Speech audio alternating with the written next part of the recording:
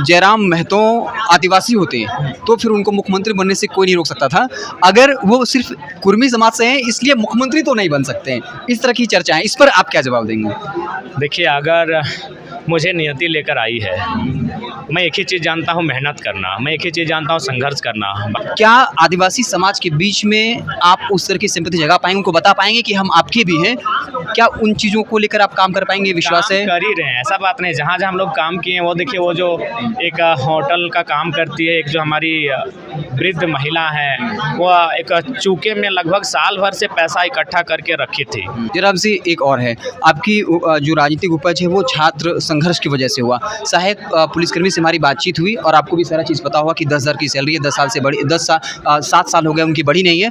तो क्या पहले की तरह आप उनके साथ जाके समर्थन में उतरेंगे या फिर उनके पीछे मैसेज आएगा कि अब जयराम महतो मुख्य धारा की पॉलिटिक्स में आ गए हैं, अब उतनी मजबूती के साथ नहीं आएंगे? अरे महाराज, मुख्य धारा की पॉलिटिक्स में आने के बाद भी 3 FIR खा चुके हैं। कहाँ नहीं, आप बताइए ना। है, हम लोग आम जो जनता के बीच, जनता के जैसे रहेंगे और ये अकुत जो प्रॉपर्टी लोग जमा कर रहे हैं, इससे हमारे नेता परहेज करेंगे। ये राजनीतिक हलकों में चर्चा है कि अगर जयराम महतो आदिवासी होते तो फिर उनको मुख्यमंत्री बनने से कोई नहीं रोक सकता था। अगर वो सिर्फ कुर्मी समाज से हैं इसलिए मुख्यमंत्री तो नहीं बन सकते हैं, इस तरह की चर्चा है। इस पर आप क्या जवाब देंगे? देखिए, अगर मुझे नियति लेकर आई है, मैं एक ही चीज़ जानता हूँ, मेहनत करना। मैं एक ही चीज़ जानता हूँ, संघर्ष करना। बाकी वो नियति तय करेगी, जो मुझे लेकर आई है वही तय। जयराम जी, अगला सवाल ये होगा, ये हर कोई जानता है कि जो जिस जाति से होता है वो उसका आधार वोट बैंक होता है, एक सिंपैथी होती है, नेचुरली है।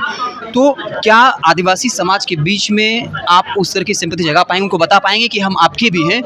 क्या उन चीज़ों को लेकर आप काम कर पाएंगे? विश्वास है? कर ही रहे हैं, ऐसा बात नहीं। जहाँ जहाँ हम लोग काम किए हैं, वो देखिए, वो जो एक होटल का काम करती है, एक जो हमारी वृद्ध महिला है, वो एक चूके में लगभग साल भर से पैसा इकट्ठा करके रखी थी।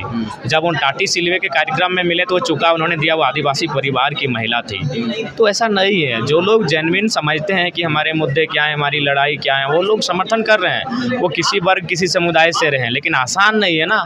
इतनी बड़े बड़े लोग पॉलिटिक्स में हैं, अपने फ़ायदे के लिए हर एक गाँव में, हर एक कस्बों में अपने दलालों को रखे हैं, उनको मंथली देते हैं। तो लगता है कि हमारे बीच उनको आने देंगे आसानी से? समय लगेगा, लेकिन आएंगे। जरा से एक और है, आपकी जो राजनीतिक उपज है वो छात्र संघर्ष की वजह से हुआ। सहायक पुलिसकर्मी से हमारी बातचीत हुई और आपको भी सारा चीज़ पता होगा कि 10,000 की सैलरी है, 10 साल से बड़ी, 7 साल हो गए उनकी बढ़ी नहीं है।